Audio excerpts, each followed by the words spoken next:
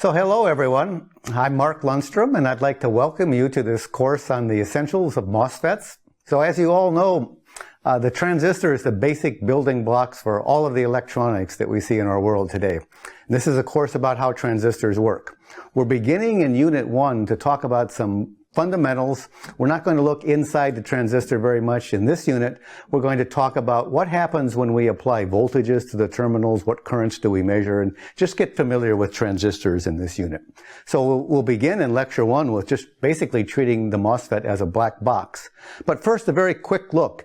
This is a cross-sectional cartoon of a MOSFET of maybe a few years ago, but it shows the basic parts. The devices that we will be working with are discussing are fabricated on silicon. This is P-type, positive silicon.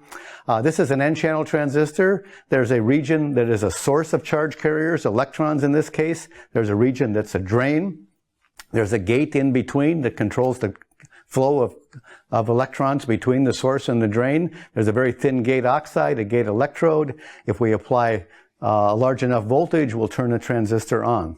This is a cross-sectional diagram. If we look at the top of this transistor, this MOSFET, we see the source here, we see the drain on the other end, we see the gate in the middle. The width W here it would be a direction coming out of the page in the cross-section. The current is proportional to the width. If I make the width twice as wide, I'll get twice as much current. So that's what the physical structure looks like.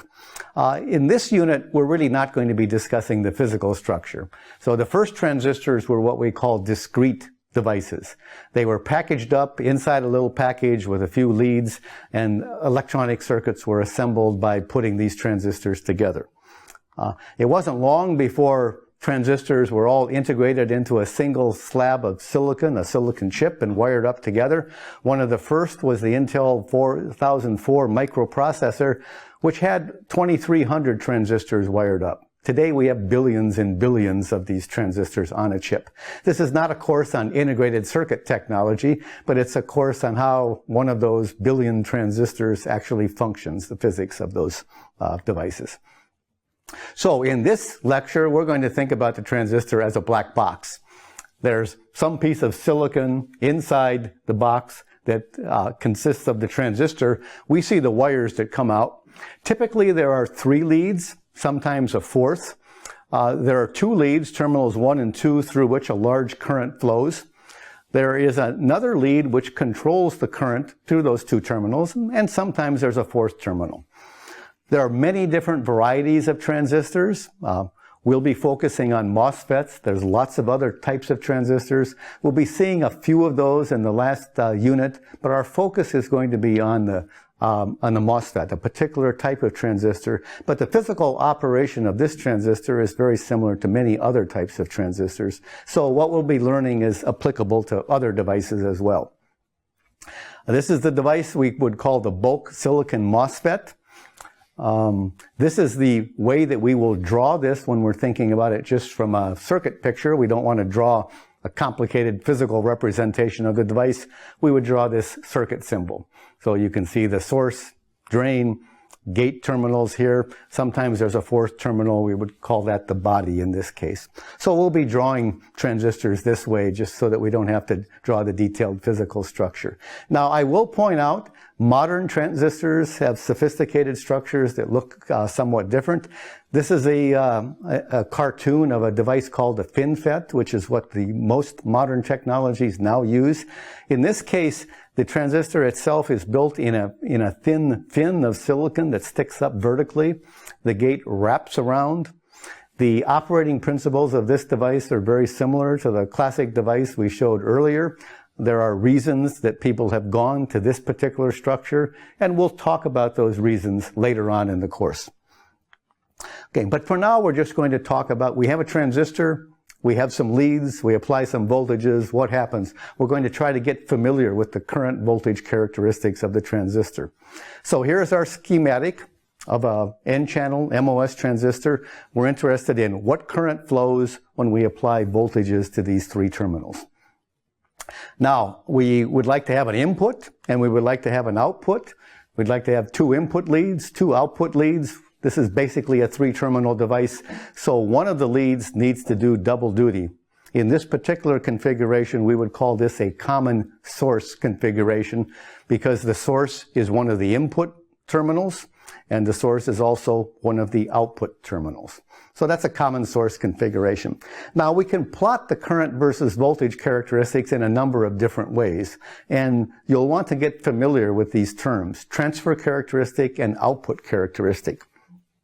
So the transfer characteristic is the output current, the drain current flowing into the drain, as a function of the input voltage, the voltage between the gate and the source, at a fixed voltage between the drain and the source. So that's the transfer characteristic, the output current versus the input voltage at a fixed output voltage. We could also plot these characteristics in a different way. We would call them the output characteristics. This is the output current as a function of the output voltage when we fix the input voltage at one particular value. So these are terms we'll use over and over in the course: the transfer characteristic of a transistor or the output characteristic of a transistor. Now we're going to try to understand the IV characteristics of transistors. So to begin with, we can look at the IV characteristics of a very simple device, a resistor. So we know Ohm's law says that current is voltage divided by resistance. If we plot the IV characteristics, the current through this resistor as a function of the voltage between its two terminals, it's just a straight line. I is equal to V over R. If we have more resistance, we get less current. If we have less resistance, we get more current. So that's the IV characteristic of a very simple device, a resistor. We're trying to understand in this lecture the IV characteristics of transistors. Now, another device that we talk about, we frequently will introduce in a beginning electrical engineering course, is something that we call an ideal current source. Of course, they don't exist in practice, but we can make some pretty good current sources that look close to this.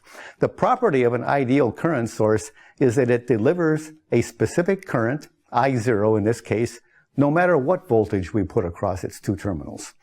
So when we plot its IV characteristics, we get the current I0 independent of the voltage that's across the two terminals. That's our definition of an ideal current source. Now, we're interested in understanding the IV characteristics of transistors, of the MOSFET specifically. And the transistor characteristics will all look something like this. If we apply a small voltage between the drain and the source, the IV characteristic will look like a resistor, just a linear straight line. If we apply a large enough voltage between the drain and the source, the IV characteristic will begin to look like an ideal current source. The current will saturate and will be independent of the voltage that we apply, as long as the voltage is big enough. So that's the basic IV characteristic of a transistor. There is this small voltage regime, small voltage between the drain and the source, in which the device operates as a gate voltage controlled resistor. If we change the gate voltage, we'll change the slope here. And there is this saturation regime where the device operates as a gate voltage dependent current source, but the current is independent of the voltage between the drain and the source terminals. So these are the general IV characteristics of a transistor. We should make them just a little more realistic. Ideal current sources don't occur in practice.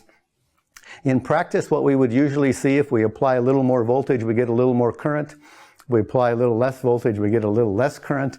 The current source is not quite ideal. We think about that by modeling it by putting an ideal current source in parallel with a resistor. So the larger the voltage, the more current flows around the resistor, and we get a little more current. So a real current source will always have a finite resistance. It won't be ideal. Now, similarly, transistors don't behave as ideal current sources with a large voltage between the drain and the source. They'll behave like a current source with some output resistance. There'll be some slope to that output characteristic. Hopefully in a good transistor, that slope will not be very large. The device will more or less saturate and the current will be more or less constant if the voltage is large enough between the two terminals. But the real device will have some output resistance. Now, the way you will usually see transistor characteristics plotted, if we plot the output characteristic, that is the output current versus the output voltage, the drain and the source are the two output terminals, we would get a set of characteristics that look like this. Each one of these lines here is at a different input voltage, the voltage between the gate and the source. So as we increase the input voltage, we get another characteristic. Each one of those characteristics has a region where the device operates as a resistor and a region where it's trying to operate as an ideal current source, but it has some finite output resistance. So these are the classic IV characteristics of transistors, and these IV characteristics make transistors useful in circuits.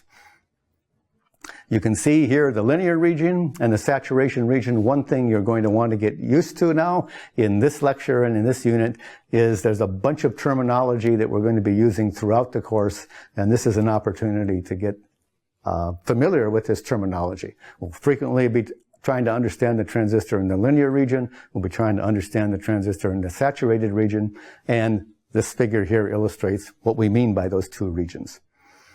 There is a critical voltage, and it's kind of, not precisely defined, but you can see here that there is some voltage.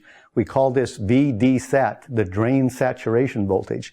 If the voltage on the drain is bigger than that, we're in the saturation region. If the voltage is less than VD-sat, we're in the linear region. Okay, now there's also another region that is hard to see here called the subthreshold region. So if the gate voltage is not big enough to turn the device on, then essentially no current flows. And I'm down here at ID equals 0. So the gate voltage has to be big enough, then we start to see current flowing. We make it bigger, we see more current. We make it bigger, we see more current. Each value of the gate to source voltage gives us a different line on this output characteristic. Okay, I also mentioned earlier there's this transfer characteristic. We will frequently be looking at the transfer characteristics. So here's our output characteristic again. Here's our VD-sat, which is the borderline between the saturation region and the linear region. Now I could go and I could plot the IV characteristics in a different way. I could fix the drain voltage at a low value, and then I could sweep the gate voltage. Then I would be plotting a transfer characteristic, the output current versus the input voltage at a low voltage applied between the drain and the source. I could also do my transfer characteristic by applying a high voltage between the drain and the source, and then sweeping the gate voltage to higher and higher values and plotting the drain current that results. So if I were to do that, I would have a plot of output current versus input voltage. If I had a fixed low voltage between the drain and the source, I might get something like this. If I had a high voltage between the drain and the source, I would get more current, and I would have something like this. And you can see that there's a transition. Essentially no current flows until I apply a big enough voltage on the gate, and then current begins to flow. So that's another term that you'll want to get familiar with. That's the threshold voltage of the transistor. We need to apply a voltage larger than the threshold voltage in order for significant current to flow. Okay, so output characteristics, transfer characteristics. Spend a little bit of time to make sure that you're comfortable with what we mean when we refer to these two different types of characteristics. Now, we're going to be talking about different applications of transistors. We're primarily focused on the physics of the transistor, but in order to understand what's important for applications, we need to know a little bit about how transistors are used in applications. There are two general ways that we can use them. We can use it as a digital switch, which is either on or off.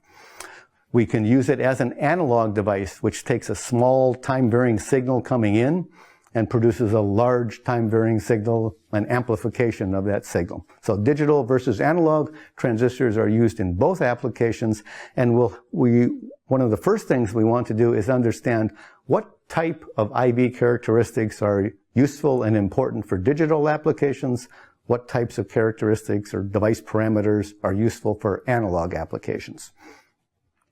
I will also mention that there are two different flavors of transistors. I've been talking about an N-channel transistor. N for negative, it means the charge carriers are negatively charged electrons that are flowing from the source, which is a source of electrons, out to the drain, where they flow out through the terminals.